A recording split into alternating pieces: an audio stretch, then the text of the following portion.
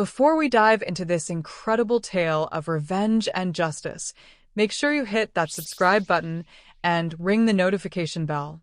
Trust me, you won't want to miss what happens when a mother's love meets a predator's worst nightmare. This story will have you questioning everything you think you know about family, justice, and the price of revenge. My name is Amaya Fletcher, and at 55, I've learned that some wounds never heal. They just teach you how to sharpen the blade. The ivory envelope arrived on a Tuesday morning, delivered by hand to my penthouse overlooking the city. The paper was expensive, the calligraphy flawless, and the message inside made my heart skip a beat for all the wrong reasons. You are cordially invited to the engagement dinner of Isabella Fletcher and Dr. Marcus Thornfield. Isabella, my daughter, my beautiful, brilliant, naive daughter who had inherited my looks and her father's trusting heart. The same trusting heart that had nearly destroyed me 23 years ago. I set the invitation down on my marble kitchen counter and stared at it, my perfectly manicured fingers trembling slightly. The location was Le Bernardin, Manhattan's most exclusive restaurant, the kind of place where a single meal cost more than most people made in a week. Marcus had always been about appearances, about showing the world how successful he was. How successful he'd become using other people's money, other people's dreams, other people's hearts. I walked to my floor-to-ceiling windows and gazed out at the city below. From up here, the people looked like ants, scurrying about their lives, oblivious to the predators walking among them. I'd been one of those ants once, young and foolish, and so desperately in love that I'd ignored every red flag that should have sent me running. But that was before I learned to fly. The invitation sat behind me like a loaded gun, but I felt a strange sense of calm washing over me. This moment had been coming for 23 years. Every careful step I'd taken, every strategic move, every sleepless night spent planning and preparing, it had all led to this. Marcus Thornfield thought he was inviting me to celebrate his engagement to my daughter. He had no idea he was inviting me to his funeral. I picked up my phone and dialed my assistant. "Rebecca, clear my schedule for the next 2 weeks," I said, my voice steady despite the storm building inside me. "And call my stylist. I need something special for a very important dinner." "Of course, Ms. Fletcher. Anything else?" I smiled, though there was no warmth in it. "Yes. Retrieve the Thornfield files from the safe. All of them. It's time." After I hung up, I poured myself a glass of wine, a 1996 Chateau d'Yquem that cost more than most people's cars, and toasted my reflection in the window. "Hello, Marcus," I whispered to the city. "Did you miss me?" The sun was setting behind the Manhattan skyline, painting the sky in shades of crimson and gold. It seemed appropriate. By the time this was over, there would be blood in the water, and I intended to be the only one left standing. I thought back to Isabella's last visit, 3 months ago. She'd been glowing with happiness, practically bouncing with excitement as she told me about her new boyfriend. A doctor, she'd said. Successful, charming, everything she'd ever wanted in a man.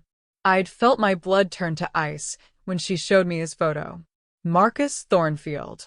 Older now, silver at his temples, lines around his eyes that spoke of years of easy living. But it was definitely him. The same piercing blue eyes that had once made me feel like I was the only woman in the world. The same smile that had convinced me to empty my trust fund into his business venture. The same hands that had touched me with such tenderness before they'd reached into my bank account and stolen everything I had. Isabella had noticed my reaction, of course. She'd always been perceptive. "Mom, what's wrong? You look like you've seen a ghost." I'd forced a smile, practiced the art of deception that I'd perfected over 2 decades. "Nothing, sweetheart. He's very handsome. Tell me more about him." And she had. "Oh, How she talked about her wonderful Marcus, her brilliant surgeon who saved lives and swept her off her feet with romantic dinners and weekend getaways. She told me about his penthouse, his charity work, his impeccable reputation in the medical community. She had no idea that every dollar he'd spent on impressing her had been built on the foundation of other women's ruins. Other women like me. But she would learn. They all would. I finished my wine and walked to my home office, a sanctuary of white marble and crystal where I'd built my empire from the ashes of my former life. The safe was hidden behind a Monet. Authentic, of course. I developed expensive tastes over the years, funded by my own success rather than someone else's lies. The Thornfield files were exactly where I'd left them, organized chronologically in manila folders that represented 23 years of careful investigation. I'd hired the best private detectives money could buy, followed every lead, documented every crime. I knew where Marcus lived, where he worked, what he ate for breakfast, and most importantly, where all the bodies were buried. Metaphorically speaking, of course. Though with Marcus, I wouldn't have been entirely surprised to find literal skeletons in his closet. I spread the files across my desk like tarot cards, each one revealing a piece of the puzzle that was Marcus Thornfield's carefully constructed lie of a life. Medical licenses obtained through bribery. Malpractice suits settled out of court. A pattern of targeting wealthy women, bleeding them dry, then disappearing before the consequences could catch up with him. But he'd gotten sloppy in recent years. Success had made him overconfident, and overconfidence was the enemy of the careful criminal. He'd started using his real name again, established roots in New York, built a reputation that could be destroyed if the right person knew which threads to pull. Lucky for me, I knew exactly which threads to pull. My phone buzzed with a text from Isabella. "Mom, I can't wait for you to meet Marcus. He's so excited to finally meet the woman who raised such an amazing daughter. See you Friday." I stared at the message for a long moment, then typed back, "I'm looking forward to it too, darling. More than you know." The engagement dinner was in 3 days. 3 days to finalize my preparations, to ensure that every detail was perfect. Marcus Thornfield had destroyed the naive girl I'd once been, but he was about to meet the woman I'd become in her place. And that woman was far more dangerous than he could possibly imagine. I gathered the files and returned them to the safe, but not before removing one particular folder, the crown jewel of my collection. Inside were documents that would not only destroy Marcus's career but send him to prison for the rest of his life. Evidence of crimes that had no statute of limitations, victims who'd been waiting decades for justice. Friday couldn't come soon enough. The morning of the engagement dinner, I stood in front of my full-length mirror, admiring the woman I'd become. At 55, I was still beautiful, more beautiful than I'd been at 32 when Marcus had first laid eyes on me. Money, they say, can't buy happiness, but it can certainly buy the best personal trainers, nutritionists, and cosmetic dermatologists that New York had to offer. My silver hair was styled in an elegant chignon that emphasized the strong line of my jaw and the sharp intelligence in my green eyes. The dress I'd chosen was a masterpiece of understated elegance, midnight blue silk that hugged my still-perfect figure and whispered money with every subtle detail. I looked like what I was, a successful businesswoman who had clawed her way to the top through intelligence, determination, and an absolute refusal to let anyone destroy her again. Perfect, I murmured to my reflection. He won't know what hit him. The drive to Le Bernardin took exactly 17 minutes in my chauffeur-driven Mercedes. I'd timed it to arrive precisely 15 minutes after the dinner was scheduled to begin, fashionably late, but not so late as to be rude. Isabella had inherited my sense of punctuality, which meant she and Marcus would already be there, along with whatever carefully curated guest list Marcus had assembled to witness his latest conquest. The restaurant was exactly as I remembered it, all understated elegance and quiet wealth. The kind of place where billionaires went to feel normal and normal people went to feel like billionaires. The maitre d' recognized me immediately, of course. I'd been a regular here for years, one of those customers whose presence elevated the establishment's already impressive reputation. "Miss Fletcher," he said with a genuinely warm smile. "How wonderful to see you. Your party is already seated." "Thank you, Henri. And remember what we discussed?" "Of course, ma'am. Everything is arranged exactly as you requested." I followed him through the dining room, past tables full of Manhattan's elite, toward a private section that had been reserved for the evening's festivities. My heart was beating steadily, calmly. After 23 years of planning, I felt nothing but serene anticipation. And then I saw him.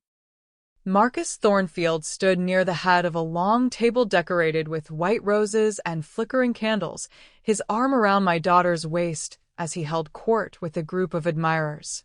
He'd aged well, I had to admit. The silver at his temples made him look distinguished rather than old, and his custom-tailored tuxedo emphasized the broad shoulders that had once made me feel so safe in his arms. He was telling a story, something about a particularly challenging surgery, and his audience was hanging on every word.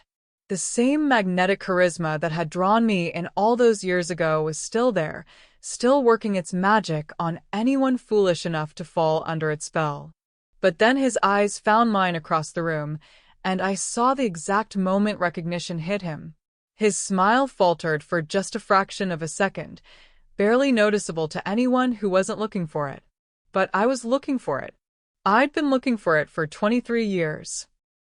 Isabella noticed my arrival and rushed over, radiant in a flowing white gown that made her look like an angel. My beautiful daughter, so trusting, so innocent, so much like I'd once been. "Mom," she wrapped me in a warm embrace, and for a moment, my resolve almost cracked. "You look absolutely stunning. Come meet Marcus." She led me toward the table, toward the man who'd once held my heart in his hands before crushing it to pieces. He recovered quickly from his initial shock, sliding back into the charming mask he wore for the world. "You must be Amaya," he said, extending his hand with that same confident smile that had once made my knees weak. "Isabella has told me so much about you. It's an honor to finally meet the woman who raised such an exceptional daughter." I took his hand, noted the slight tremor in his fingers that betrayed his nervousness, and smiled with all the warmth of a glacier. "Dr. Thornfield," I said, my voice honey-sweet with just a hint of poison underneath. "The pleasure is all mine." We stared at each other for a heartbeat longer than socially acceptable, two predators sizing each other up across a civilized dinner table. He was wondering how much I remembered, how much I knew. I was wondering if he had any idea what was coming. "Please," Isabella said, guiding me toward my assigned seat, "let me introduce you to everyone." The introductions were a blur of names and faces, colleagues from Marcus's hospital, friends from Isabella's law firm, a carefully selected audience of influential people whose opinions mattered in their respective circles. I smiled and made appropriate small talk, all while keeping one eye on Marcus and the other on my watch. It was during the second course that I heard it. Marcus was speaking to a distinguished older gentleman seated to his right, Dr. Reginald Hayes, chief of surgery at Mount Sinai. Their conversation had started quietly, but Marcus's voice carried a bit too far as the wine began to flow. "I do hope you'll forgive the seating arrangement," Marcus said, loud enough for several people to hear. "I specifically requested that she not be seated near my important guests. Isabella's mother. Well, she disgusts me. Has since day one, really." The words hit me like a physical slap, but not because they hurt. They hurt 23 years ago, when a younger, more vulnerable version of myself had heard similar words whispered behind closed doors. Now, they were exactly what I'd been waiting for. A hush fell over that section of the table. Several people looked uncomfortable, unsure whether they'd heard correctly. Isabella's face went pale with shock and embarrassment, but I just smiled and waved. The gesture was perfectly timed, perfectly executed, sweet and innocent on the surface, but with just enough irony underneath to let Marcus know that I'd heard every word, that I was not the broken woman he'd left behind all those years ago.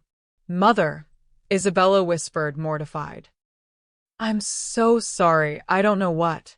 "It's quite all right, darling," I said, my voice carrying clearly across the suddenly quiet table. "Your fiancé is entitled to his opinions. After all, we can't all be as accomplished as Dr. Thornfield here." There was something in the way I said accomplished that made Marcus's eyes narrow.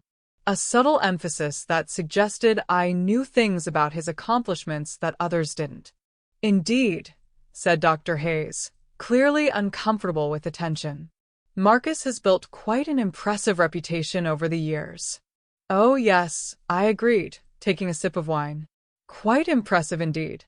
Built on such a solid foundation." Another pointed word, another subtle barb. Marcus was starting to sweat now, though he was hiding it well. He knew I was playing some kind of game, but he couldn't figure out the rules. The third course arrived, providing a welcome distraction from the awkward moment. Conversation resumed, though there was an undercurrent of tension that hadn't been there before. Marcus kept glancing in my direction, trying to read my expression, while Isabella looked mortified by her fiancé's behavior. Perfect. Everything was going exactly according to plan. I checked my watch discreetly. The main course would be served in 20 minutes, followed by toasts and speeches. Marcus had insisted on giving a presentation about their engagement, something about their perfect love story and their bright future together. He had no idea that his presentation wouldn't be the only multimedia experience of the evening. "Ladies and gentlemen," the maitre d' announced, appearing at Marcus's shoulder.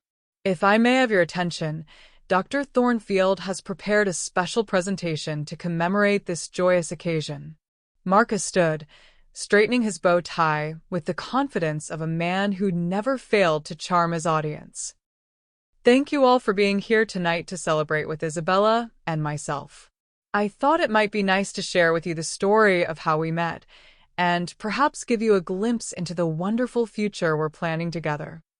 He gestured toward a large screen that had been set up at the front of the room. A projector hummed to life, and the lights dimmed slightly. "As many of you know," Marcus continued, "I'm not much of a romantic. But Isabella changed all of that. She showed me what true love really means, and I want everyone to see just how lucky I am to have found her."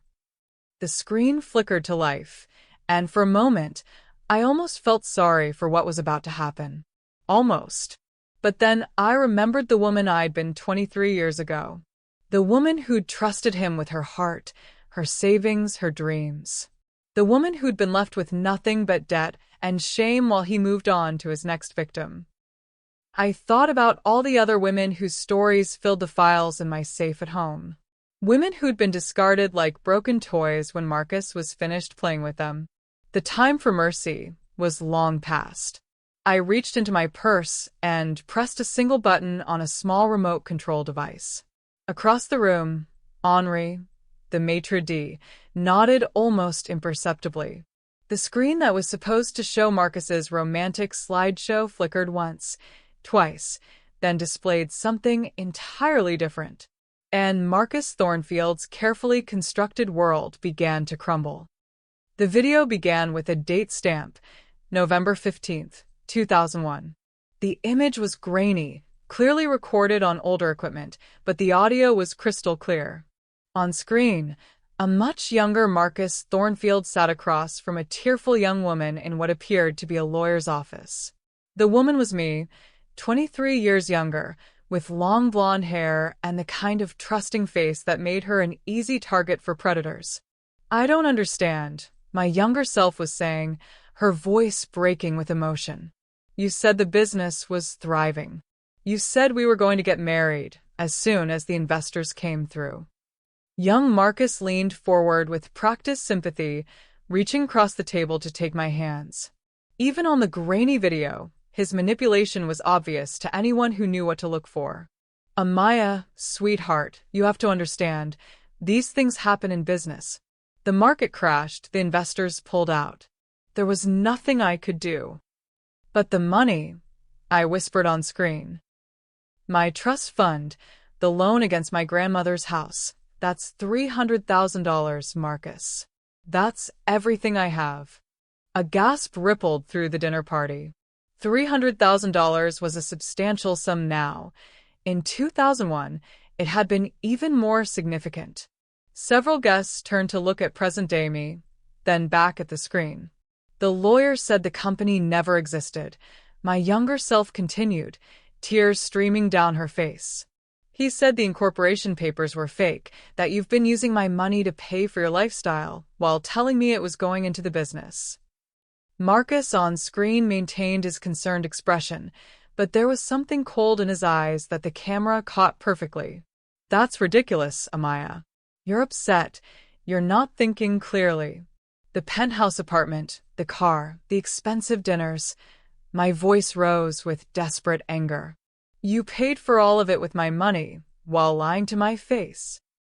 Lower your voice, Marcus snapped, and for just a moment, his mask slipped entirely. The concerned boyfriend disappeared, replaced by something calculating and cruel. You're making a scene? Present-day Marcus had gone completely white. He was staring at the screen in horror, clearly wondering how this recording had come to exist, how I'd gotten my hands on it, and why it was playing at his engagement dinner. Around the table, his carefully curated guests were watching with growing fascination and disgust. Dr. Hayes looked particularly disturbed. As chief of surgery, he would have serious concerns about the character of his subordinates. But the video wasn't finished. The scene shifted to a different date, a different location. Security camera footage from what appeared to be a hotel lobby, time-stamped 6 months after the lawyer's office confrontation. A very pregnant version of myself walked through the frame, clearly struggling with the weight of advanced pregnancy and carrying a suitcase. Behind her, Marcus Thornfield followed at a distance, his face cold and angry. You can't just disappear, he was saying, his voice picked up by the hotel's audio system. That child is mine too. You gave up any rights to this baby when you stole my money and abandoned me, I replied, not turning around. I never want to see you again. You think you can just run away to some small town and hide? Marcus grabbed my arm, spinning me around. The violence of the gesture made several dinner guests gasp. You think I won't find you? Let go of me, I said, my voice steady despite my obvious fear. You'll come crawling back, Marcus snarled. When that baby comes and you realize you can't handle being a single mother, you'll come begging for my help. And maybe, I'll be generous enough to take you back. I pulled free of his grip and faced him squarely, and for the first time in the video, I looked like the woman I would eventually become, strong, determined, unbreakable. I will never need anything from you again, I said clearly. And someday, Marcus, someday your debts will come due. I promise you that. The video ended, leaving the dining room in stunned silence. Marcus stood frozen at the head of the table, his mouth opening and closing like a fish out of water.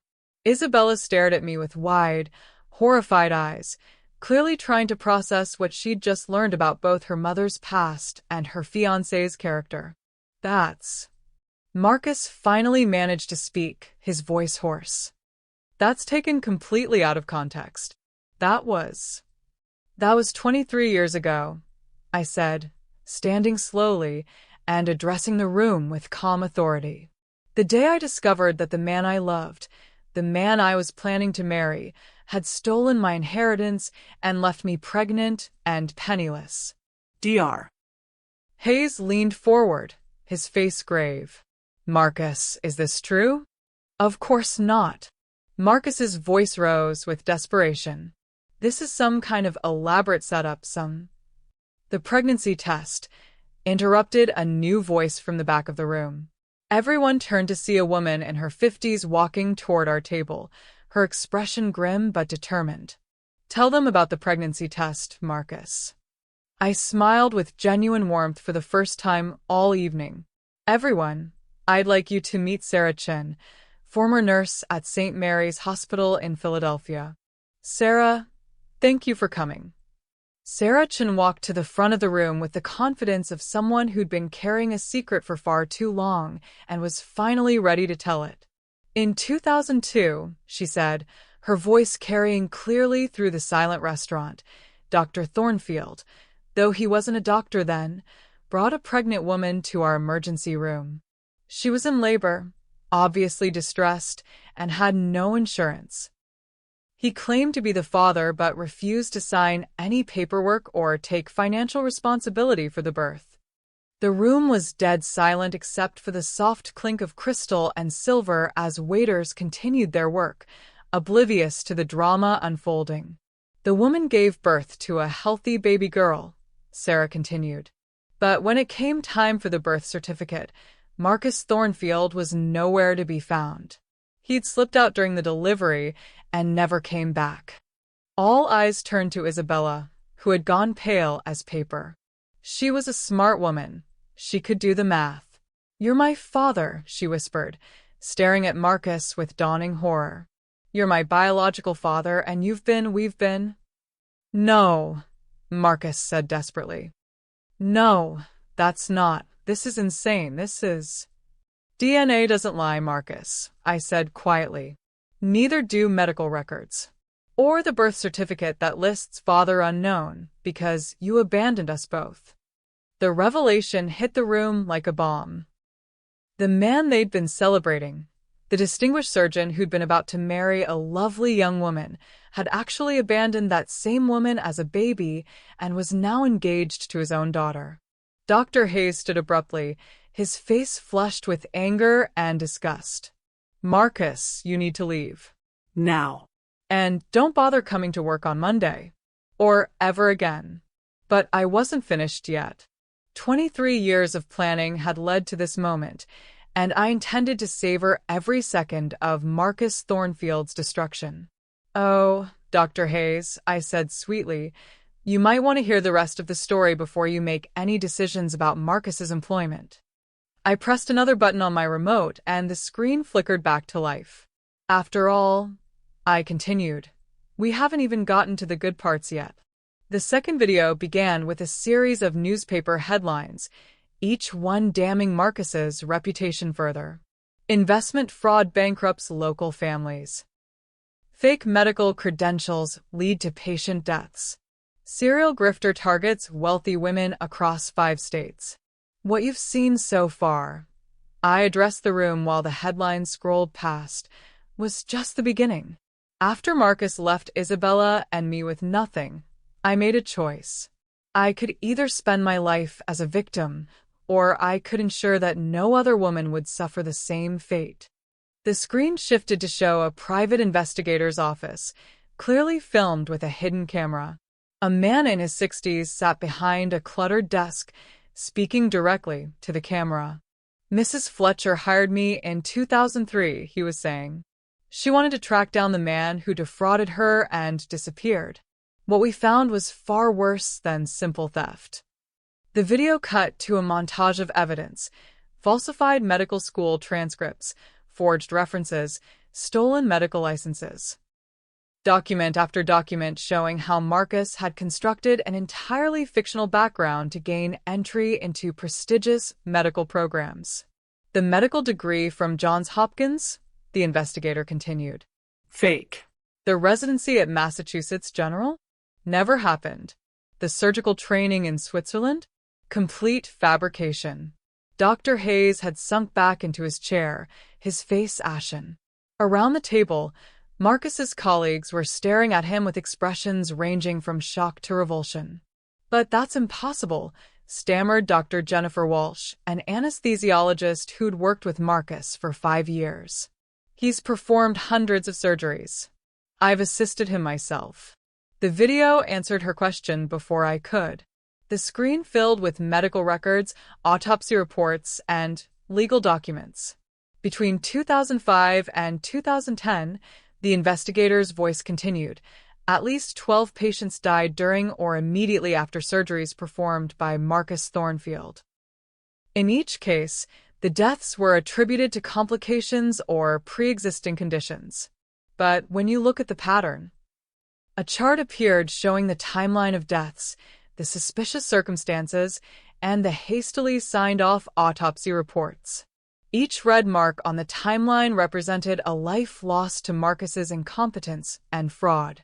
12 people, I said quietly, my voice cutting through the shocked murmurs.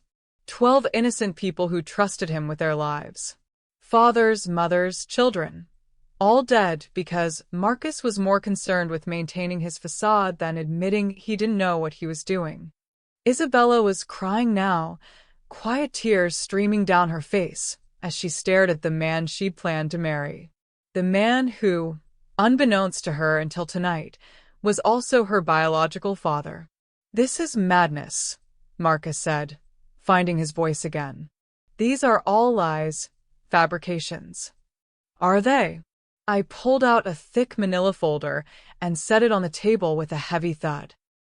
"Because I have quite a bit more evidence where that came from." I opened the folder, revealing the top document, a death certificate for a 7-year-old girl named Emma Rodriguez. Emma needed a simple appendectomy, I said, my voice steady despite the rage burning in my chest. Routine surgery performed thousands of times every day, but Marcus nicked an artery during the procedure. Instead of calling for help, instead of admitting his mistake, he tried to fix it himself. I held up a surgical report, marked with official seals and signatures. She bled out on the table while Marcus attempted a repair he'd never been trained to perform. The attending physician's notes clearly state that the death was preventable if proper procedures had been followed. The silence in the room was deafening. Even the waiters had stopped moving, sensing the gravity of what was being revealed. Emma's parents were told it was a tragic complication. I continued. They never knew that their daughter died because a fraud was allowed to operate on her. Just like 11 other families never knew that their loved ones were killed by a man who had no business holding a scalpel. Marcus had stopped protesting. He stood at the head of the table like a statue, his face gray and his eyes empty. The mask had finally slipped completely, revealing the hollow shell of a man underneath. "But you want to know the real tragedy?" I asked, addressing the room. "The real tragedy is that it could have all been prevented." I pressed the remote again, and the video changed to show hospital administrative offices, medical boards, licensing departments. I tried to report him. My younger self appeared on screen, clearly older now, perhaps around 2008. I went to every hospital where he'd worked, every medical board that had certified him. I brought evidence, documents, witness testimony. The video showed me sitting across from bureaucrat after bureaucrat, each one dismissing my concerns with practiced indifference. "Mrs. Fletcher," one administrator was saying, "these are very serious accusations. Do you have any idea the legal ramifications of making false claims against a licensed physician?" "They're not false," my past self replied firmly. "I have documentation." "You have a grudge," the administrator cut me off. "A bitter ex-girlfriend making trouble for a man who's moved on with his life. We see this all the time." The video cut to another office, another dismissive official. "Dr. Thornfield has an exemplary record," this one was saying. "He's highly regarded by his colleagues, respected in the community. Your personal grievances are not grounds for an investigation." And another. "Without corroborating evidence from medical professionals, we can't take action based solely on the word of, what's your background again? Retail sales." Each dismissal was like a knife to the heart, but the pain on my younger face was nothing compared to the cold fury I felt watching it now. These men, and they were all men, had looked at a woman bringing evidence of fraud and murder and they dismissed her as a hysterical ex-girlfriend seeking revenge. How many lives could have been saved if just one of them had listened? So, I stopped trying to work within the system. Present-day me told the room. And I started building my own case. The video shifted again, showing surveillance footage, recorded phone calls, financial records. 20 years of methodical investigation, documenting every crime, every lie, every life destroyed by Marcus Thornfield's ambition.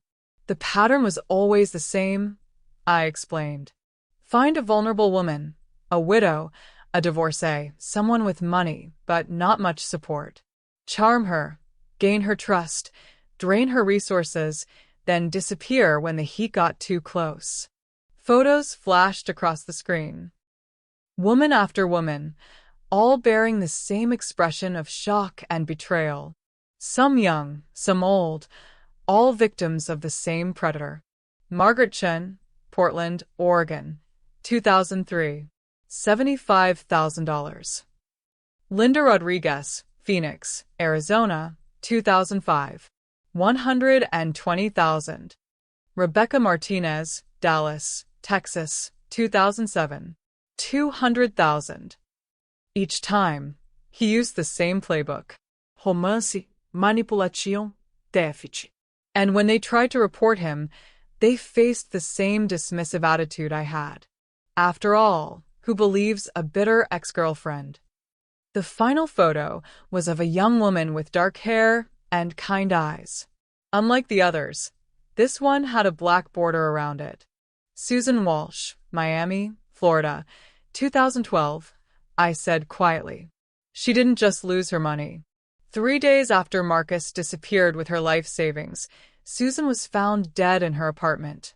Apparent suicide. A collective gasp went up from the table. Dr. Walsh, the anesthesiologist who'd worked with Marcus, let out a strangled cry. That was my sister, she whispered. My sister Susan. She killed herself after someone broke her heart and stole her money. But we never knew who.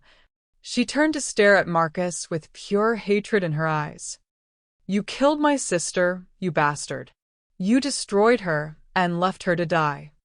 But Marcus wasn't looking at anyone anymore. He was staring down at his hands, his shoulders shaking with what might have been sobs or laughter. It was impossible to tell which. The beautiful thing about having money, I said conversationally, is that it opens doors. It makes people listen.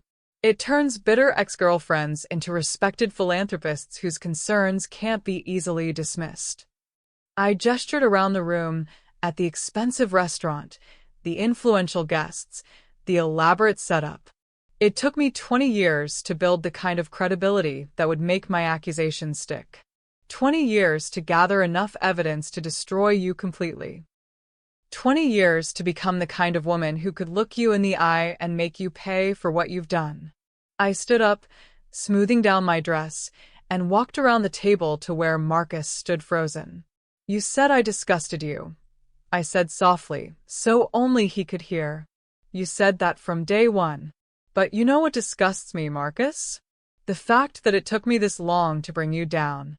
I raised my voice so the entire room could hear. Ladies and gentlemen, I present to you Dr. Marcus Thornfield. Fraud, thief, killer, and, as we learned tonight, a man who unknowingly became engaged to his own daughter. The final words hung in the air like a death sentence. Marcus's career was over, his reputation destroyed, his crimes exposed to the world. But I still wasn't finished. After all, I'd promised him 23 years ago that his debts would come due. And I always kept my promises. Of course, I continued, pulling out my phone. Destroying one man's life is hardly justice for the dozens of lives he's destroyed. So I took the liberty of inviting a few more guests to tonight's celebration. I pressed a number on speed dial, and my voice echoed through speakers that had been discreetly placed around the restaurant. You can come in now, I said. The main doors to the private dining room opened, and a parade of people began filing in. Men and women of various ages, all dressed formally. all wearing expressions of grim determination. "Ladies and gentlemen," I announced, "please welcome the families of Marcus Thornfield's victims." The first woman was elderly, perhaps 70, leaning heavily on a walker, but moving with purpose. She stopped directly in front of Marcus and looked up at him with eyes full of pain and rage. "I'm Maria Rodriguez," she said, her voice heavily accented but perfectly clear. "You killed my granddaughter, Emma. She was 7 years old." Behind her came a middle-aged man in a navy suit, his jaw set and his hands clenched into fists. "David Chun," he said, "you stole my mother's retirement savings and left her destitute. She died in a county nursing home because she couldn't afford proper care." One by one, they introduced themselves. The walking wounded of Marcus Thornfield's reign of terror, each carrying their own burden of loss and grief. "Patricia Walsh," said a woman in her 40s, her voice breaking. "You destroyed my sister Susan. She trusted you, loved you, and you left her with nothing but shame and debt. She took her own life because of what you did to her." "Michael Torres," announced a man holding a photograph of a young boy. "My son died on your table because you were too proud to admit you didn't know what you were doing." "Sandra Mitchell," whispered a woman who couldn't have been older than 30. "You promised to marry me, convince me to mortgage my home to invest in your fake business. I lost everything and ended up living in my car for 6 months." The parade continued, each victim or family member adding their voice to the chorus of accusations. 23 people in total, one for each year I'd spent planning this moment. Marcus stood silent through it all, his face a mask of shock and horror. Whatever he'd expected when he'd agreed to this engagement dinner, it certainly wasn't this public tribunal. "You see, Marcus," I said, walking slowly around the table as the victims formed a semicircle around him, "I didn't just spend 20 years investigating you. I spent 20 years finding them. Every woman you swindled, every family you destroyed, every life you cut short. I found them all." I gestured to the assembled crowd. Some took more convincing than others to come forward. "After all, you were very good at making your victims feel ashamed, as if they were somehow to blame for trusting you. But when they learned they weren't alone, when they realized there were dozens of others just like them, well, let's just say they became very eager to share their stories." Dr. Hayes had risen from his seat and was staring at Marcus with undisguised revulsion. 23 years, he said quietly. "You've been practicing medicine for 23 years with fake credentials. How many patients have you treated? How many lives have you put at risk?" "Thousands," I answered for Marcus, who seemed to have lost the ability to speak. According to hospital records, Dr. Thornfield has been the primary physician for over 3,000 surgical procedures. Of course, that's not counting his consultations, his emergency room treatments, his... "Stop," Marcus finally croaked, his voice barely audible. "Please, just stop." But I was far from finished. This moment had been brewing for more than 2 decades, and I intended to savor every second of his downfall. "Oh, but we're just getting to the best part," I said with mock enthusiasm. "You see, all these lovely people didn't just come here to confront you. They came here to serve you with legal papers." On cue, each of the victims reached into their jackets, purses, or coat pockets and pulled out official-looking documents. 23 civil lawsuits, I announced cheerfully. Medical malpractice, fraud, emotional distress, wrongful death, the works. Filed simultaneously in 7 different states, making it impossible for you to hide assets or flee jurisdiction. Marcus's knees buckled, and he grabbed the edge of the table to keep from falling. "This is impossible," he whispered. "The statute of limitations. Most of these cases are too old." "Normally, yes," I agreed. But when fraud is involved, especially ongoing fraud like maintaining fake medical credentials, the clock doesn't start ticking until the fraud is discovered. And since none of your victims knew about your fake background until very recently, I smiled with predatory satisfaction. Well, let's just say you're going to be a very busy man for the next few years. Assuming you're not in prison, of course. Isabella, who had been sitting in stunned silence through the entire revelation, finally found her voice. Prison. Oh yes, sweetheart, I said gently, my heart breaking for my daughter, even as I felt satisfaction at Marcus's destruction. Criminal charges are being filed as we speak. Wire fraud, mail fraud, practicing medicine without a license, manslaughter. The district attorney was very thorough. I checked my watch with theatrical precision. In fact, I believe the arrest warrants should be ready any minute now. As if summoned by my words, the sound of sirens began to wail in the distance, growing steadily louder. Marcus looked around the room desperately, like a trapped animal seeking escape. But there was nowhere to run. The victims surrounded him on all sides, the authorities were approaching, and his carefully constructed world had collapsed completely. Why? He asked, looking directly at me for the first time since the video had started playing. Why now? You could have destroyed me years ago. Why wait until... He trailed off, but I knew what he was thinking. Why wait until he'd fallen in love with Isabella? Why let him believe he'd found happiness before ripping it away? Because, I said softly, I wanted you to know what it felt like to lose everything. To have the person you love most look at you with disgust and horror. To watch your future crumble into nothing while everyone you thought respected you turns away in revulsion. I leaned closer, my voice dropping to a whisper that only he could hear. I wanted you to experience exactly what you put me through 23 years ago. The only difference is I was innocent. You got exactly what you deserved. The sirens were very close now, and I could see flashing lights through the restaurant's windows. The other diners, the ones not involved in our private drama, were beginning to take notice, their heads turning toward the commotion. Isabella, Marcus said suddenly, turning toward my daughter with desperate eyes. Isabella, you have to understand, I never knew. I didn't realize you were. Don't, Isabella said sharply, standing up from her chair. Her face was pale but determined, and I felt a surge of pride at her strength. Don't you dare try to explain this away. Don't you dare make this about your ignorance. She pulled the engagement ring from her finger, a massive diamond that had probably been paid for with one of his victims' money, and threw it at his feet. You're a monster, she said quietly. And the fact that you're my biological father just makes it worse. The restaurant's main doors burst open, and a team of police officers poured in, followed by FBI agents in dark suits. The lead detective, a stern-faced woman in her 40s, surveyed the scene with professional calm. Dr. Marcus Thornfield? She asked, though his identity was hardly in question at this point. That's him, I said, pointing directly at Marcus.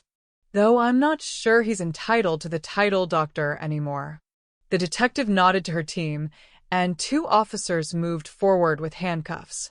Marcus Thornfield, you're under arrest for wire fraud, mail fraud, practicing medicine without a license, and multiple counts of manslaughter. You have the right to remain silent. As the Miranda warning was read, Marcus finally seemed to snap out of his shocked paralysis.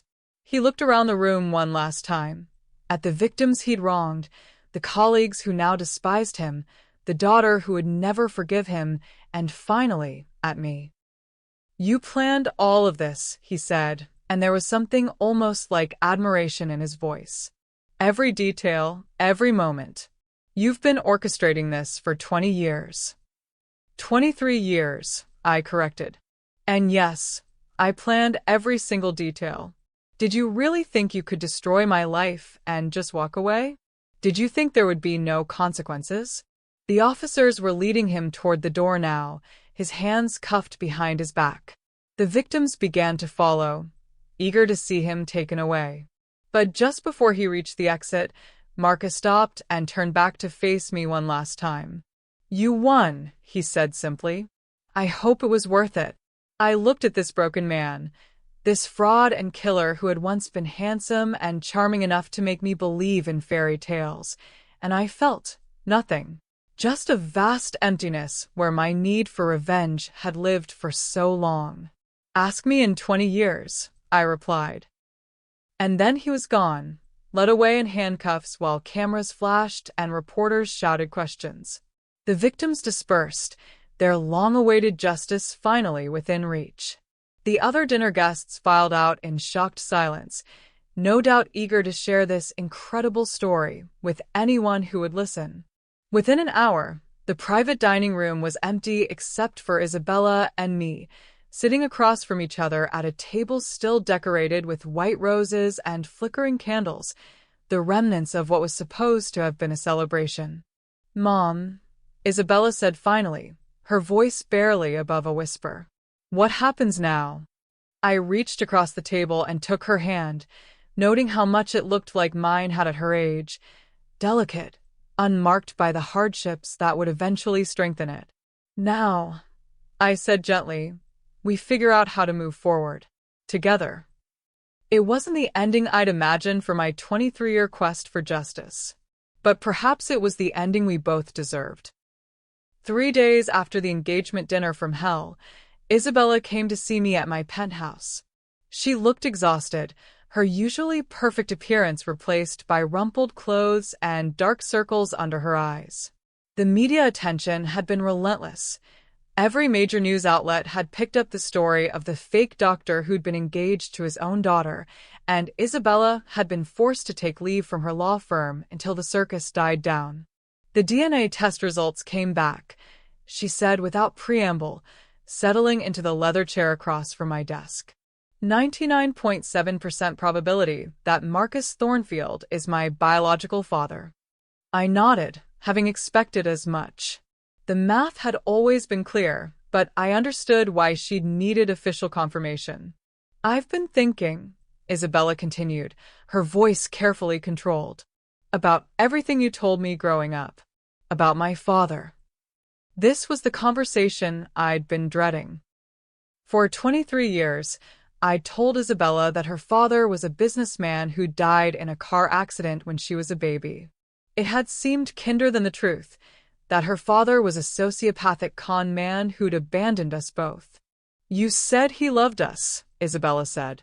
"You said he would have been proud of the woman I became. You created this whole mythology around a man who didn't even know I existed." "I know," I said quietly. "I'm sorry." "Are you?" Isabella's voice rose with the first real anger I'd heard from her since the dinner. "Are you really sorry, Mom? Because it seems to me like everything, my entire life, our relationship, even my career in law, has all been part of some elaborate plan to destroy Marcus Thornfield." The accusation hit harder than I'd expected. "Isabella, that's not. Isn't it?" She pulled out her phone and scrolled through what appeared to be notes. "I've been doing some research of my own. Fletcher Industries, your company. It's not just an investment firm, is it? It's a network of private investigators, forensic accountants, and legal experts, all working toward one goal, gathering evidence against Marcus." I remained silent, unsure how to respond without confirming her suspicions.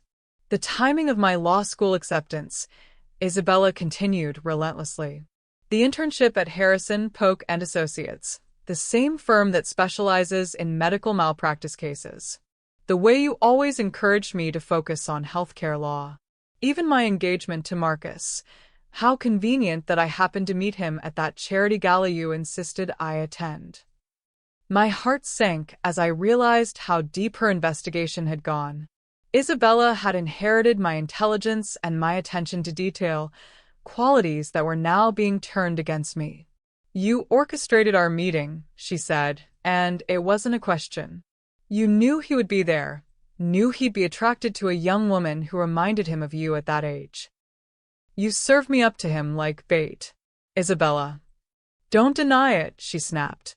"I found the event planning receipts in your files. You didn't just attend that gala, you funded it. You made sure Marcus would be honored as a guest speaker, and you made sure I would be sitting at the head table right where he couldn't miss me. The silence stretched between us, heavy with years of deception and manipulation. I'd always known this day would come, when Isabella would start asking the hard questions about her life and my role in shaping it. "You're right," I said finally. "I orchestrated your meeting with Marcus. I've been planning this confrontation for 23 years, and yes, I used you to get close to him." Isabella's face crumpled, and for a moment she looked like the little girl who used to run to me with scraped knees and broken toys. "How could you?" she whispered. "How could you use your own daughter as a weapon?" "Because I knew he would never be able to resist you," I said, my voice steady despite the tears threatening to fall. "You're everything I was at your age. Beautiful, intelligent, trusting.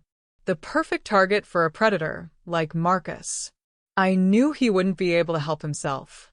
But you let me fall in love with him," Isabella said, her voice breaking. "You watched me plan a future with a man you knew was a killer, a fraud, my own father. You let me—" She couldn't finish the sentence, but I knew what she was thinking. "I would never have let you marry him," I said firmly. "Never." The engagement dinner was always going to be the end of it. I would have found another way to expose him if necessary, but I couldn't let you actually— "But you let me believe I loved him," Isabella interrupted. "You let me plan a wedding, talk about children, build dreams around a man who was completely wrong for me in every possible way. Do you have any idea what that does to a person?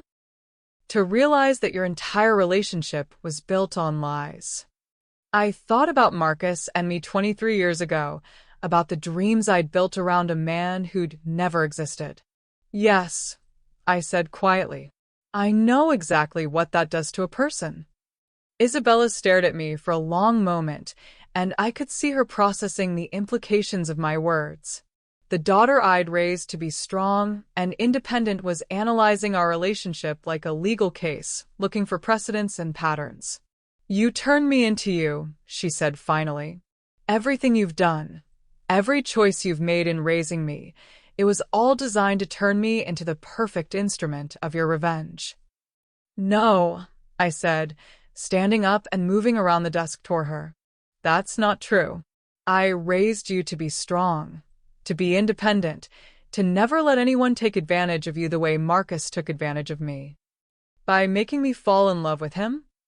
Isabella's laugh was bitter and sharp.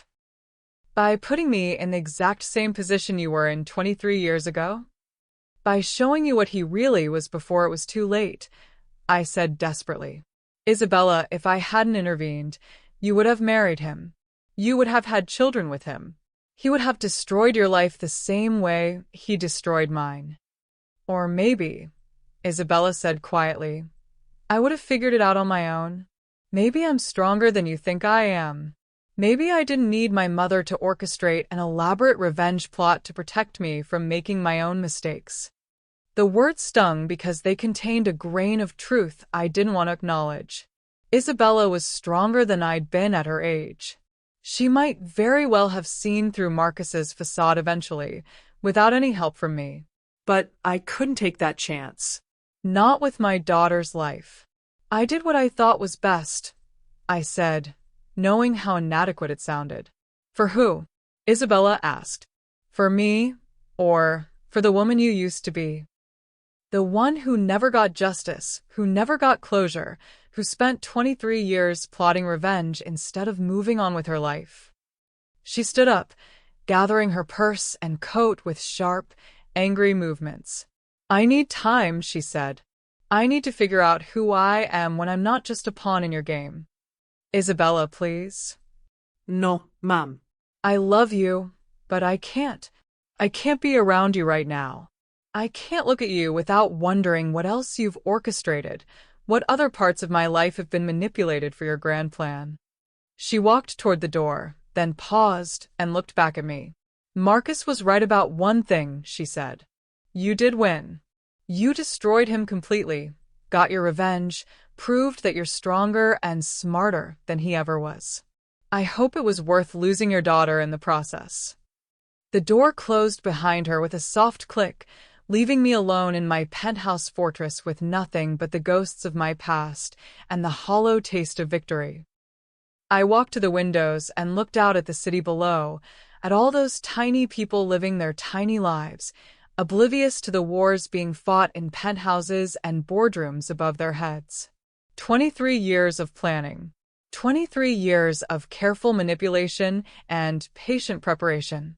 23 years of building toward this moment of perfect revenge. And in the end, the cost might be higher than I'd ever imagined. The story broke on every major news network within hours of Marcus's arrest. Fake doctor engaged to his own daughter, screamed the headlines, accompanied by photos of Marcus being led away in handcuffs and footage of me standing calmly in the restaurant as chaos erupted around me. I had anticipated the media attention, of course. In fact, I'd carefully cultivated relationships with several key journalists over the years, feeding them information and building trust for exactly this moment. But even I hadn't predicted the sheer magnitude of the story's reach. Within 48 hours, we were international news. CNN, BBC, Fox News, MSNBC, every major outlet was covering the story. The details were too salacious, too perfectly dramatic for the modern news cycle to ignore. A wealthy socialite's decades-long quest for revenge. A charming doctor revealed to be a fraud and murderer. An unwitting daughter caught in the middle of a twisted family drama. It was media gold. My phone hadn't stopped ringing since the story broke. Reporters, book agents, movie producers. Everyone wanted a piece of the story. I turned them all down, maintaining the mysterious silence that only added to the public's fascination. I was sitting in my office, watching the latest news coverage on my wall-mounted television, when Rebecca knocked on the door. "Ma'am," she said, her usually composed demeanor showing cracks of strain. "There are at least 50 reporters camped outside the building. Security says they've been there since dawn." "Any word from Isabella?" I asked, though I knew the answer. No, ma'am. "Her office says she's taking indefinite leave, and she's not responding to calls or messages." I nodded, having expected as much. Isabella was likely holed up somewhere, trying to process not just the revelation about Marcus, but the deeper truth about our relationship and my role in shaping her life. "What about the FBI investigation?" I asked. Rebecca consulted her tablet. "Agent Morrison called this morning. They've confirmed that all the evidence you provided is authentic. The grand jury is expected to return indictments on all charges within the week." That was good news. Marcus's legal troubles were just beginning, and I wanted to ensure that every charge stuck. The civil lawsuits would bankrupt him, but the criminal charges would put him away for the rest of his life. "There's something else," Rebecca said hesitantly. "Detective Sarah Chun from the NYPD wants to speak with you. She has some questions about how you acquired some of the evidence." I felt a chill run down my spine. I'd been careful, meticulous in my planning, but there were certain aspects of my investigation that had operated in legal gray areas. Surveillance without warrants, computer hacking, bribery of hospital officials, necessary sins in service of a greater justice. "Schedule the meeting for tomorrow," I said, "and call my lawyer. Tell him we need to discuss client privilege and evidence immunity." Rebecca nodded and left me alone with the television coverage. The current segment was a panel discussion about medical licensing and oversight, with talking heads debating how someone like Marcus could have slipped through the system for so long. "The real question," one expert was saying, "is how none of the institutions involved, medical schools, hospitals, licensing boards, caught these discrepancies. We're talking about decades of fraud at the highest levels of medical care." "But isn't the more disturbing question," another panelist interrupted, "how one woman was able to orchestrate such an elaborate revenge plot? The level of manipulation involved, the patient planning over decades, it suggests a psychological profile that's almost as concerning as the fraud itself." I muted the television, not wanting to hear their amateur psychological analysis. They had no idea what it was like to lose everything to a predator's charm, to spend years trying to get someone to listen while being dismissed as a bitter ex-girlfriend seeking revenge. My computer chimed with an email notification. I almost ignored it. My inbox had been flooded with interview requests and sensationalist messages, but something about the sender's name caught my attention. Margaret Chun, one of Marcus's early victims, the woman from Portland who'd lost $75,000 to his schemes. I opened the message and read, "Dear Miss Fletcher, I wanted to thank you for what you did at the restaurant. For 20 years, I've carried the shame of being fooled by that man. My family thought I was an idiot for falling for his lies, and I started to believe them. Seeing him exposed like that, seeing all of us together as survivors rather than victims, it gave me something I thought I'd lost forever: my dignity. I know the media is painting you as some kind of calculating mastermind, but I want you to know that to me, you're a hero. You gave voice to those of us who were silenced, and you made sure justice was finally served. Whatever the cost to you personally, please know that what you did mattered. You saved lives by stopping him, and you gave the rest of us closure we never thought we'd have. With profound gratitude, Margaret Chun." I read the message 3 times, feeling something tight in my chest begin to loosen. In the chaos of media coverage and Isabella's anger, I'd lost sight of the original purpose behind my quest for justice. Marcus Thornfield was a predator who destroyed dozens of lives over the course of decades. He'd killed patients through his incompetence, stolen millions from vulnerable women, and left a trail of broken hearts and shattered dreams in his wake. Stopping him had been worth any personal cost, hadn't it? My phone buzzed with a text message from an unknown number. "The apple doesn't fall far from the tree. Like mother, like daughter. Watch your back." I stared at the message for a long moment, then forwarded it to Detective Chun with a note requesting increased security. Marcus was in jail, but he'd had associates over the years, other grifters and criminals who might see my public exposure as a threat to their own operations. Another text arrived, this one from a number I recognized. "Mom, I saw the news coverage. We need to talk. Can you meet me at the coffee shop on 42nd Street at 3 p.m.? Come alone. Isabella." I checked the time, 2:30 p.m. Just enough time to get there if I left immediately. I grabbed my coat and purse, then paused at the window overlooking the street. The crowd of reporters was still there, cameras ready to capture my every move. Going to meet Isabella would mean running that gauntlet, subjecting both of us to more unwanted attention. But if my daughter was ready to talk, I would walk through fire to reach her. I called my driver and headed for the elevator, preparing myself for whatever conversation awaited me. After 23 years of planning and 3 days of chaos, it was time to face the most important judgment of all, the one that would determine whether I still had a daughter when all of this was over. The coffee shop was a small, intimate place that Isabella and I had frequented when she was in college. Tucked away on a quiet side street, it was the kind of place where you could have a private conversation without being overheard or photographed. I arrived first, choosing a corner table with my back to the wall. Old habits from years of careful planning.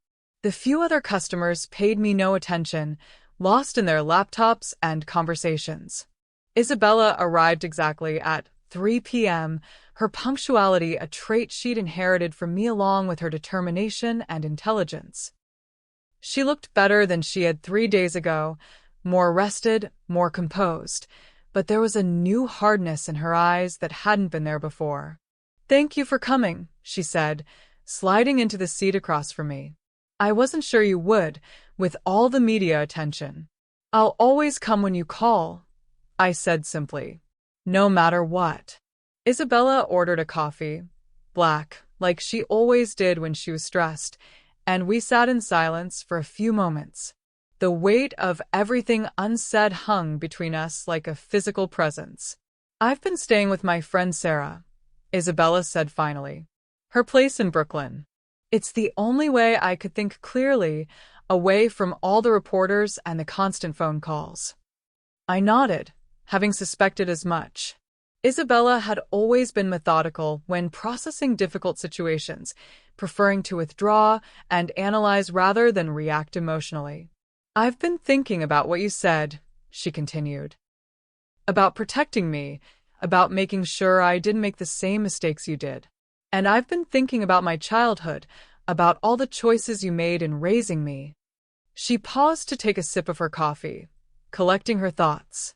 You enrolled me in self-defense classes when I was 8, she said.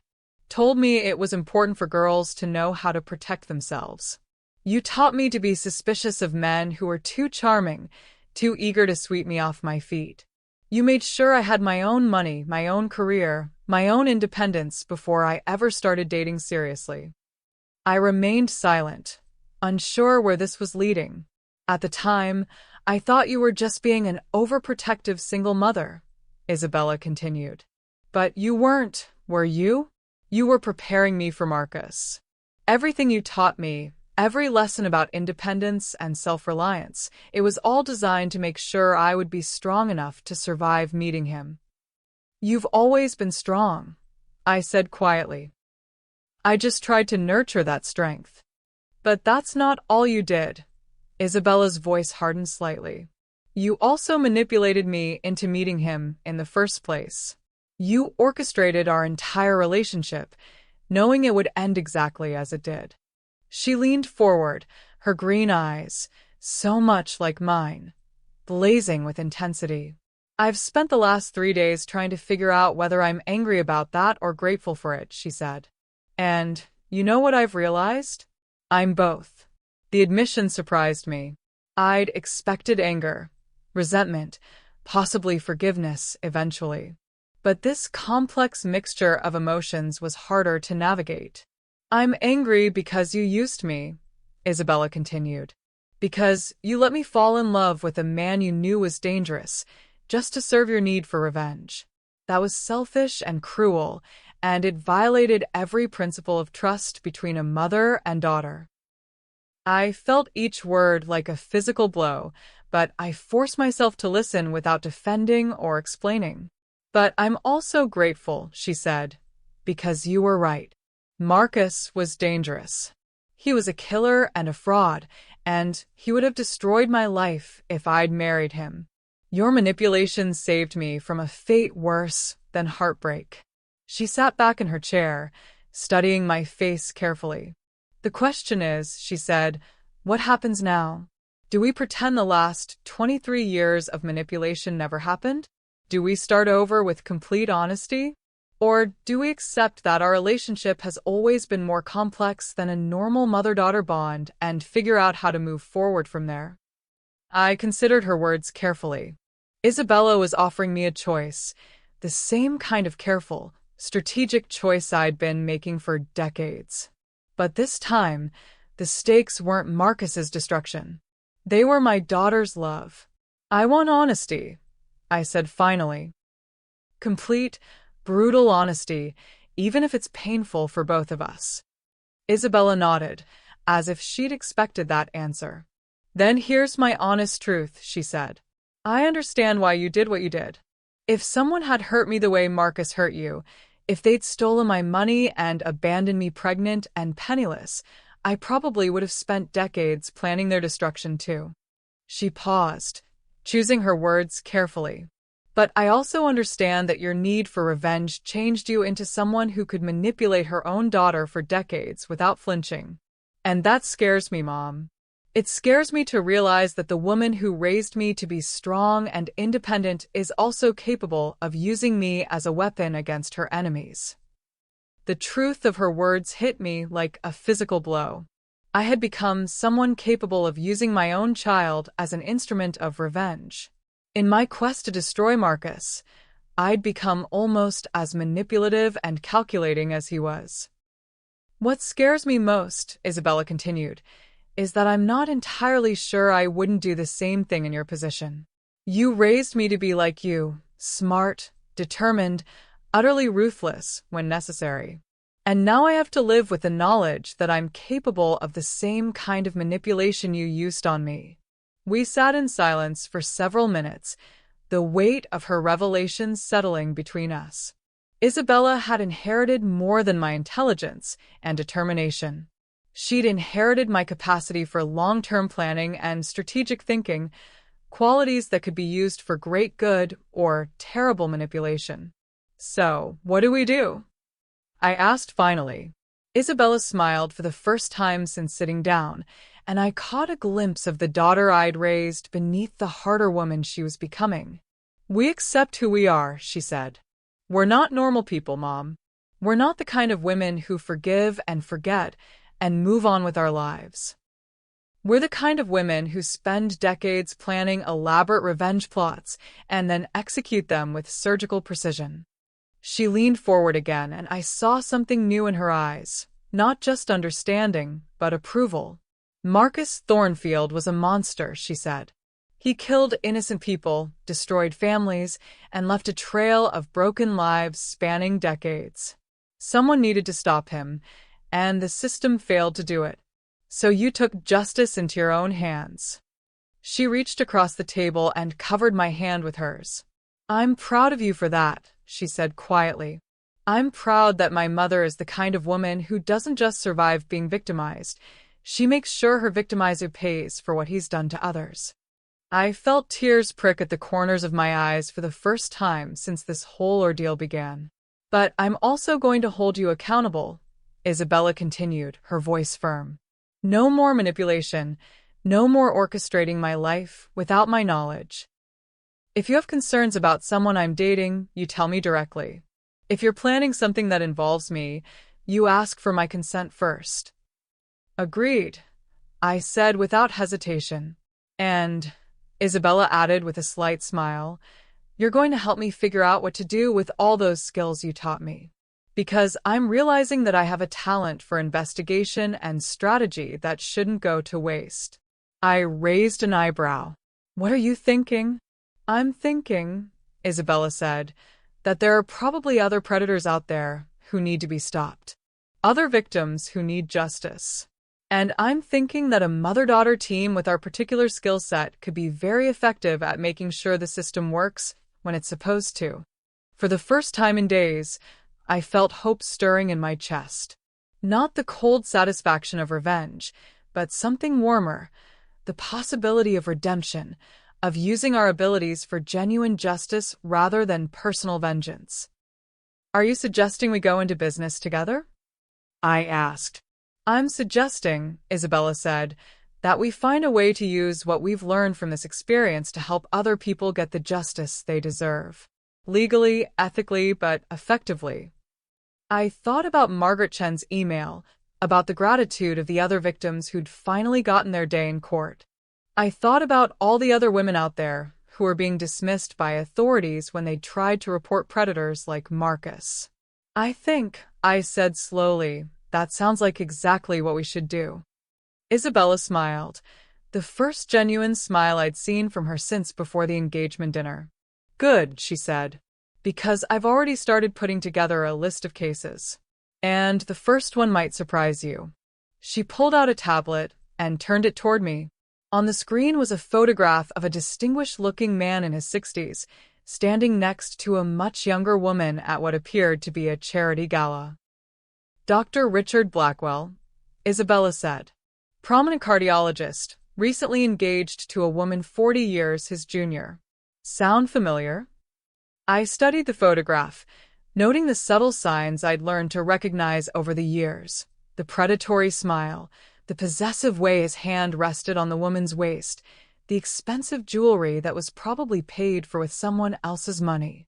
How did you find him? I asked. I didn't, Isabella said. He found me, or rather his fiancée did. She reached out after seeing the news coverage about Marcus. Apparently, she's been having doubts about her engagement, and something about our story made her want to investigate her fiancé's background.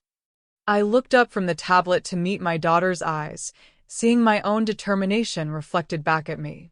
When do we start? I asked. Isabella's smile turned predatory, an expression I recognized from my own mirror. "We already have," she said.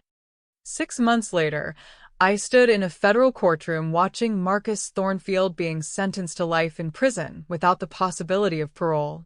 The judge's words echoed through the packed courtroom as he detailed the charges: 12 counts of manslaughter, wire fraud, mail fraud, practicing medicine without a license, and conspiracy to commit fraud.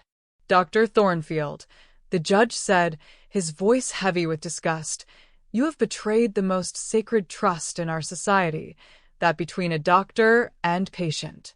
You have caused immeasurable harm to dozens of families, and you have shown no remorse for your actions." Marcus stood silently at the defendant's table, his expensive suit replaced by an orange jumpsuit, his once perfect appearance now gaunt and hollow. Prison had not been kind to him, and the man who'd once charmed his way through life with devastating effect now looked like exactly what he was: a broken criminal facing the consequences of his actions. "The sentence of this court," the judge continued, "is life imprisonment without the possibility of parole, plus an additional 50 years for the fraud charges, to be served consecutively."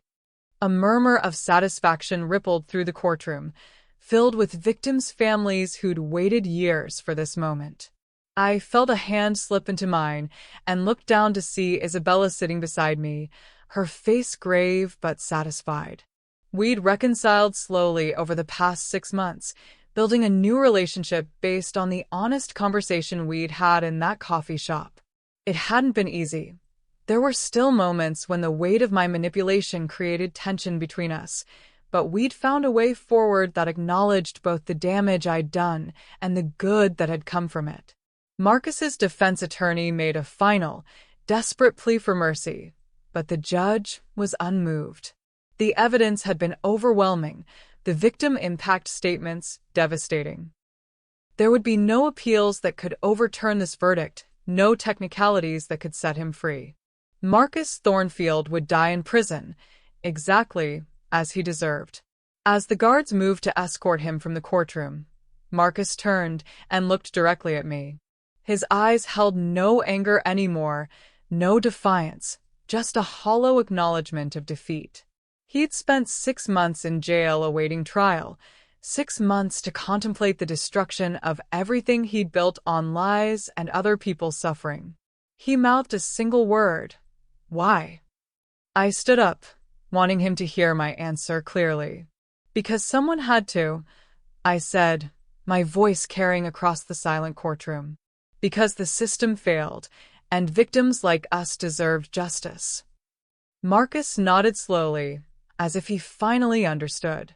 Then the guards led him away, and I knew I would never see him again. Outside the courthouse, reporters swarmed as they had for months, shouting questions about my feelings, my plans, my relationship with Isabella. I'd learned to navigate their attention with the same strategic thinking I'd applied to everything else in my life. "Miss Fletcher," one reporter called out, "now that Dr. Thornfield has been sentenced, do you feel your quest for justice is complete?" I paused on the courthouse steps, Isabella at my side, and considered the question carefully. "Justice for Marcus Thornfield's crimes is complete," I said. "But justice for all victims of fraud and medical malpractice? That work is just beginning." It wasn't entirely true. Isabella and I had been working on other cases for months, using the skills and resources I'd developed over the years to help victims who'd been dismissed by authorities or intimidated into silence. But our work was private, careful, and most importantly, legal. "What's next for you and your daughter?" another reporter asked. Isabella stepped forward, speaking publicly about our partnership for the first time. "We're establishing a foundation," she said, and I felt a surge of pride at her composure under pressure. "The Survivor Justice Foundation will provide resources and support for victims of professional fraud, medical malpractice, and financial crimes. We'll help people navigate the legal system and ensure their voices are heard." It had been Isabella's idea to go public with our work, to turn our particular talents toward helping others seek justice through proper channels. The foundation would be funded by my personal wealth, money I'd made through legitimate business ventures over the years, and staffed with a network of investigators, lawyers, and forensic accountants I'd assembled during my quest to destroy Marcus. Miss Fletcher, a reporter from CNN called out, "Some critics have suggested that your methods in exposing Dr. Thornfield were ethically questionable. How do you respond to accusations that you manipulated your own daughter and orchestrated events for personal revenge?" I'd expected this question and had my answer prepared. I did what was necessary to stop a dangerous man who'd been protected by a system that failed his victims, I said. My methods may have been unconventional, but the results speak for themselves. Marcus Thornfield will never hurt another patient or defraud another victim. But what about your daughter? The reporter pressed. Don't you feel guilty about using her in your plan? Isabella answered before I could speak. My mother saved my life, she said firmly. She prevented me from marrying a man who would have destroyed me, just as he destroyed dozens of other women. Yes, her methods involved deception, but the alternative was allowing a predator to continue operating unchecked. She paused, looking directly into the camera. Sometimes, she said, the system fails. When it does, it's up to survivors to create their own justice. That's what my mother did, and that's what we'll continue to do through the foundation. But legally, ethically, and with full transparency. The questions continued for another 10 minutes, but eventually the reporters dispersed, and Isabella and I were able to get into our car and drive away from the courthouse. How do you feel? Isabella asked as we pulled into traffic. I considered the question seriously. For 23 years, my life had been defined by my quest for revenge against Marcus Thornfield. Every decision, every relationship, every business venture had been influenced by my need to see him brought to justice. Now that it was over, I felt empty. Not satisfied, not triumphant, just empty. I feel like I need to figure out who I am when I'm not plotting someone's destruction, I said honestly. Isabella laughed, the first truly carefree sound I'd heard from her in months. Well, she said, you'll have plenty of time to figure that out. We have 17 active cases at the foundation and 3 more potential clients meeting with us next week. I smiled, feeling something warm stirring in my chest. Not the cold satisfaction of revenge, but something better, purpose. Tell me about the cases, I said. As Isabella began describing our current investigations, I realized that I'd found something I'd never expected, a way to use the skills I developed in service of genuine justice rather than personal vengeance. Marcus Thornfield had destroyed the naive young woman I'd been 23 years ago. But from her ashes, I'd become something more dangerous and more necessary, a protector of the vulnerable, a seeker of justice for those the system had failed. It wasn't the ending I'd imagined when I first started planning my revenge. It was better. 1 year after Marcus Thornfield's sentencing, I stood in the conference room of the Survivor Justice Foundation, looking out at the wall of photos representing our successful cases. 43 predators exposed, hundreds of victims helped, millions of dollars in stolen assets recovered and returned to their rightful owners. It had been the most fulfilling year of my life. Mom, Isabella called from her office next door. The Anderson family is here for their meeting. I smiled, straightening my jacket before walking to greet our newest clients. The Andersons had lost their life savings to a financial advisor who'd been running a Ponzi scheme for years. Traditional law enforcement had been slow to act, bogged down by bureaucracy and jurisdictional issues. But the Survivor Justice Foundation didn't have those limitations. Mrs. Anderson was in her 70s, her husband slightly older, both wearing the kind of tired expression I'd learned to recognize in victims of financial fraud. Their adult son accompanied them, his face set with the kind of protective anger I understood all too well. Mr. and Mrs. Anderson, I said, extending my hand. I'm Amaya Fletcher. Thank you for coming in today. Thank you for seeing us, Mrs. Anderson replied, her voice shaky with emotion. We didn't know where else to turn. The police say it's a civil matter. The SEC says they're investigating, but it could take years. We understand, Isabella said, joining us and guiding the family to our conference table. We've seen cases like yours before, and we know how to cut through the red tape. Over the next hour, we listened to their story, a tale that was becoming depressingly familiar. A charming financial advisor who'd built trust over years of small, legitimate returns before gradually siphoning off their retirement savings. Fake statements, forged documents, and a web of lies that had left them facing poverty in their golden years.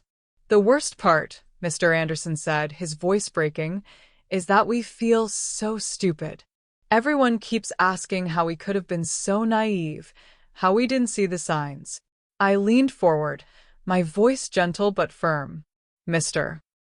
Anderson, you're not stupid. You're victims of a sophisticated criminal who spent years earning your trust specifically so he could exploit it. The shame belongs to him, not to you. It was a conversation I'd had dozens of times over the past year, and it never got easier. Victims of financial fraud carried a unique burden of shame, blamed by society for their supposed gullibility, while their attackers were often portrayed as clever entrepreneurs who'd simply bent the rules. What can you do that the authorities can't? Their son asked, his skepticism evident. Isabella and I exchanged a look. It was a fair question, and one we answered carefully. Our methods were legal now, but they were also more aggressive and focused than traditional law enforcement. We have resources and connections that allow us to move quickly, Isabella explained. Private investigators, forensic accountants, computer specialists who can trace digital financial trails. We can build a comprehensive case while the authorities are still filing paperwork. More importantly, I added, we don't give up. Traditional law enforcement has hundreds of cases to juggle. We focus on one case at a time until it's resolved. It took another hour to explain our process, our success rate, and our fee structure. We worked on contingency, taking a percentage of recovered assets rather than charging upfront fees that victims often couldn't afford. By the end of the meeting, the Andersons had signed our standard contract, and I could see hope returning to their eyes for the first time in months. After they left, Isabella and I remained in the conference room, reviewing the documents they'd provided and planning our initial investigation strategy. The advisor is named Jonathan Pierce, Isabella said, scanning through bank statements and investment reports. He's been operating for at least 15 years, probably has dozens of victims we haven't identified yet. Run the standard background check, I said, making notes on a legal pad. Financial records, criminal history, civil complaints. And start building a timeline of his operations. It was routine now, the methodical process of building a case against someone who'd spent years carefully constructing lies. But I never got tired of it, never lost the satisfaction of watching a predator's carefully constructed world begin to crumble under scrutiny. My phone buzzed with a text message from an unknown number. Saw you on the news. Proud of what you've become. A friend. I stared at the message for a moment, then deleted it. Over the past year, I'd received dozens of similar messages from Marcus's other victims, people who'd found closure through his conviction and my public transformation from victim to advocate. But this message felt different somehow, more personal. I made a mental note to have our security team trace the number, just to be safe. Mom, Isabella said, looking up from her laptop, I've been thinking about something. What's that? The foundation has been incredibly successful, she said, but we're still reactive. We're helping victims after they've been hurt, building cases after crimes have been committed. I set down my pen, sensing that she was building towards something important. What if we could be proactive instead? She continued. What if we could identify predators before they claim new victims? It was an intriguing idea, but I could see the potential complications immediately. That's a dangerous path, I said carefully. It's one thing to build a case against someone who's already committed crimes. It's quite another to target someone based on suspicion or pattern recognition. I know, Isabella said. But think about how many victims we could save if we could expose predators before they strike. How many families like the Andersons could keep their life savings if we warned them before they invested with the wrong person? I thought about my own story, about the naive young woman I'd been when I first met Marcus. If someone had warned me about his pattern of behavior, if I'd known what signs to look for, how different might my life have been? It would require a different approach, I said slowly. More investigation, more discretion. And we'd have to be absolutely certain before we acted. Isabella smiled, the same predatory expression I'd learned to recognize in myself. I've already started working on it, she said. I've been analyzing patterns in the cases we've handled, looking for common characteristics among financial predators. Age, education, social connections, operational methods, all of it. She pulled up a spreadsheet on her laptop, showing data points from dozens of cases. There are patterns, she continued.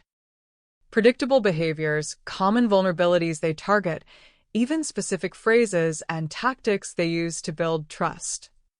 I studied the data, seeing the connections she'd identified. It was impressive work, the kind of analytical thinking that could indeed help identify predators before they struck. What are you proposing? I asked. An early warning system, Isabella said. We monitor financial advisors, investment counselors, medical professionals, anyone in a position to exploit trust. When someone exhibits multiple risk factors, we investigate discreetly. If we find evidence of wrongdoing, we act. It was ambitious, potentially controversial, and exactly the kind of proactive justice I'd never dared to dream of when I started my quest for revenge against Marcus. It would be expensive, I said, though money wasn't really an issue, and legally complex. But think about the lives we could save, Isabella pressed. Think about the families we could protect. I looked at the wall of photos again, at all the faces of people we'd helped over the past year.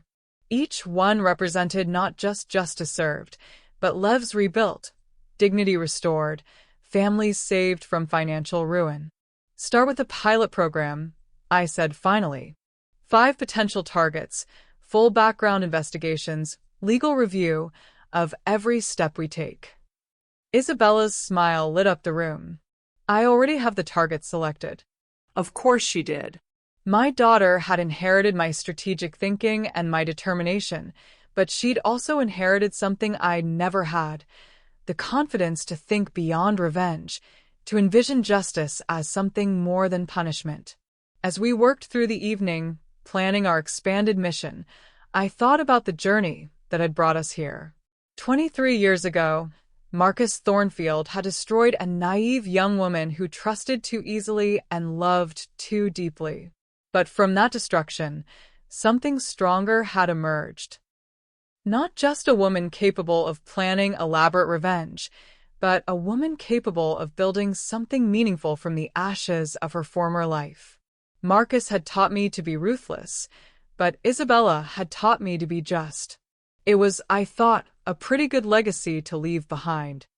5 years after Marcus Thornfield's conviction, I stood in my penthouse office, preparing for what would be my final television interview. At 60, I decided to step back from the day-to-day operations of the Survivor Justice Foundation, leaving Isabella to carry on the work we'd built together.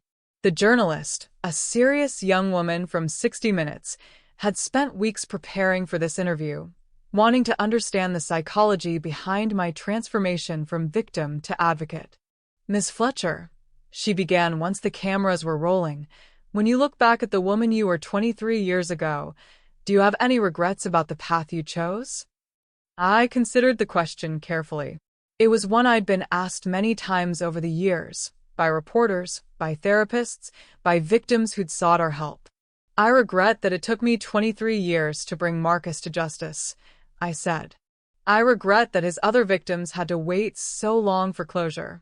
But do I regret pursuing him? Do I regret exposing him for what he was? Never.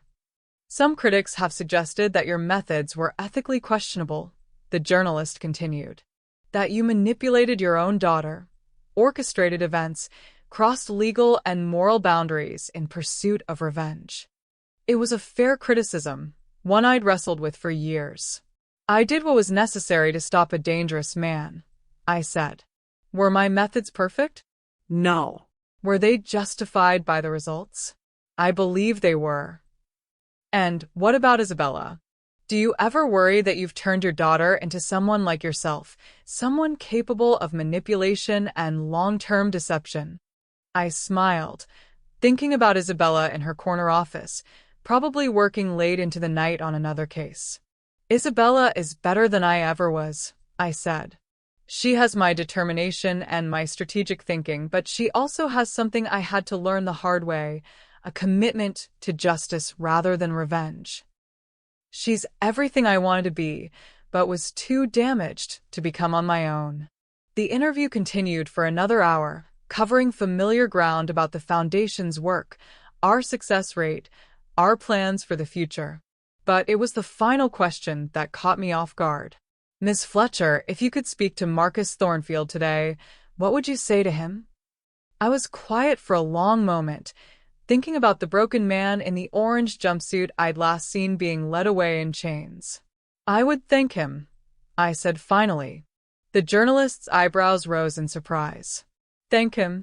Marcus Thornfield destroyed the naive young woman I used to be, I explained. But from that destruction, something stronger emerged. He taught me that the world is full of predators who prey on trust and kindness. He showed me that sometimes the system fails, and when it does, survivors have to create their own justice. I paused, choosing my words carefully. Without Marcus, I would never have become the woman I am today. I would never have built the foundation, never have helped hundreds of victims find justice, never have learned that strength can grow from the deepest wounds. So, you're grateful to him? I'm grateful for the lessons he taught me, I corrected. I'm grateful that his cruelty showed me my own capacity for strength. But Marcus himself? He got exactly what he deserved, a lifetime in prison, forgotten by the world, remembered only as a cautionary tale about what happens when predators finally face consequences. After the interview wrapped, I walked to my windows and looked out at the city below. Somewhere out there, Isabella was building new cases, identifying new victims to help, new predators to expose. The work would continue long after I was gone, a legacy of justice born from injustice. My phone buzzed with a text from Isabella. Saw the interview. You were perfect. Proud to be your daughter.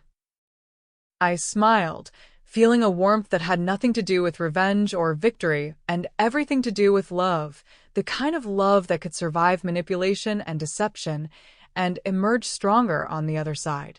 28 years ago, a young woman named Amaya Fletcher had fallen in love with a charming man who destroyed her life. But that destruction had been a gift in disguise, a cruel teacher who'd shown her depths of strength she'd never known she possessed. Marcus Thornfield had tried to break me, and in a way, he'd succeeded. The naive, trusting woman I'd been was gone forever, replaced by someone harder, smarter, more dangerous. But he'd also created something he'd never intended, a protector of the vulnerable, a seeker of justice, a woman who'd learned to transform pain into purpose. I thought he'd won when he left me pregnant and penniless all those years ago. He had no idea that he'd actually set me free. If this story of resilience and justice moved you, don't forget to hit subscribe and share your thoughts in the comments below. Have you ever had to fight for justice when the system failed you? Your story could inspire others to find their own strength in the darkness. Remember, sometimes the most powerful transformations come from our deepest wounds.